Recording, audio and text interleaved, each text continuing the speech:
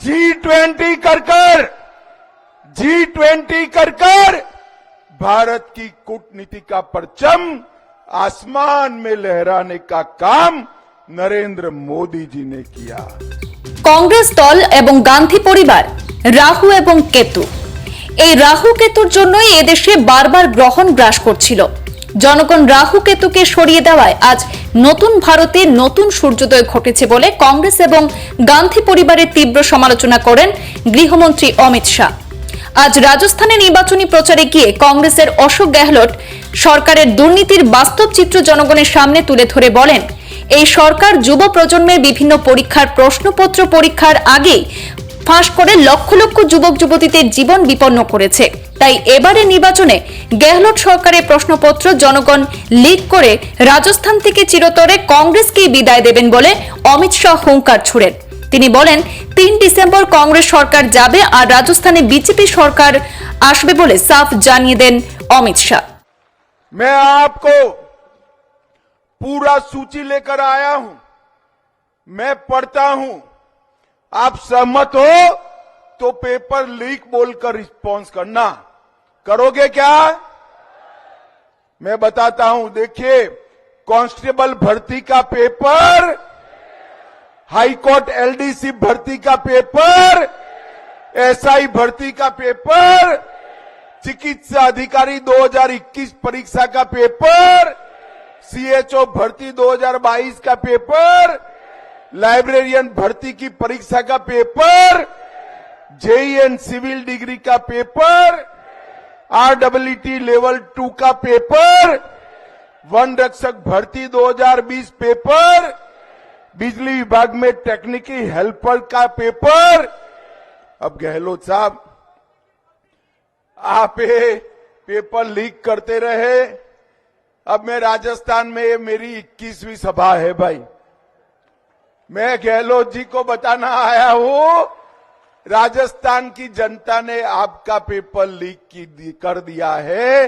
3 दिसंबर को अभी से तय हो गया है, 3 दिसंबर को कांग्रेस जा रही है और भाजपा आ रही है। भाई और बहनों, एक बात मेरी याद रखना, दिल से लगाकर रखना, एक कांग्रेस पार्टी और गांधी परिवार भारत की राजनीति के राहु और केतु है। भारत के भविष्य पर जितने भी ग्रहण आए, ये गांधी परिवार और कांग्रेस के कारण ही आए हैं।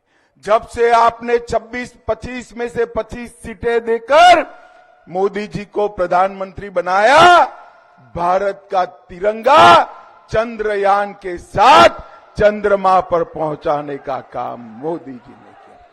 G20 कर भारत की कूटनीति का परचम आसमान में लहराने का काम नरेंद्र मोदी जी ने किया। नया पार्लियामेंट का भवन बनाया, कर्तव्य पथ बनाया और 11वें नंबर के अर्थतंत्र को 5वें नंबर पर लाकर देश को समृद्ध करने का काम नरेंद्र मोदी जी ने किया। मुझे बताओ जेतराना वालों, ये कश्मीर हमारा है या नहीं है? अरे जोर से बोलो, है या नहीं है? धारा 370 जानी चाहिए थी या नहीं जानी चाहिए थी? मोदी जी ने 5 अगस्त 2019 को धारा 370 को समाप्त कर दिया और हमेशा के लिए कश्मीर को हमारा कर दिया। जब मैं बिल लेकर खड़ा हुआ पार्लियामेंट में, ये राहुल बाबा खड़े हो गए और कहे कि भाई मत हटाओ धारा 370, मत हटाओ। मैंने बोला क्यों नहीं हटानी है? तो उन्होंने कहा कश्मीर में खून की नदियां बह जाएगी। राहुल बाबा, 5 साल हो गए, खून की नदियां छोड़ो, किसी की कंकड़ चलाने की हिम्मत नहीं है, कंकड़ चलाने। ये नरेंद्र मोदी सरकार है। मोदी जी ने देश को सुरक्षित करने का काम किया। आए दिन बम धमाके होते थे, आए दिन बम धमाके होते थे। और मोदी जी के प्रधानमंत्री बनने के बाद भी उरी और पुलवामा में हमला हुआ, 10 ही दिन में पाकिस्तान के घर में घुसकर सर्जिकल स्ट्राइक और एयर स्ट्राइक कर आतंकवादियों को खत्म कर दिया। ये नरेंद्र मोदी सरकार है।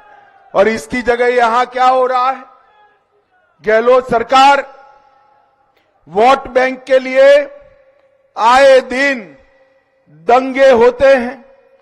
कन्हैयालाल तेली को दिन दहाड़े नजरों के सामने चाकू घोंटकर गला काट देते हैं। चित्तौड़गढ़ में रतन सोनी की हत्या होती है, वाल्मीकि कृष्ण की हत्या होती है और गहलोत सरकार का पेट का पानी नहीं होता। मित्रों, 2020 में डूंगरपुर में हिंसा हुई, 21 में बारा में, 21 में झालावाड़ में, 22 में करौली में, 22 में जोधपुर में, छबड़ा, भीलवाड़ा, करौली, जोधपुर, चित्तौड़गढ़, नौहर, मेवात, मालपुर और जयपुर दंगे करते रहे। गहलोत सरकार चुपचाप बैठी रही। मित्रों, रामनवमी के त्योहार पर एक गहलोत सरकार ने प्रतिबंध लगाया और सालासर में राम दरबार पर बुलडोजर लगाने का काम किया। शिवलिंग पर ड्रिलिंग करी है अशोक गहलोत ने।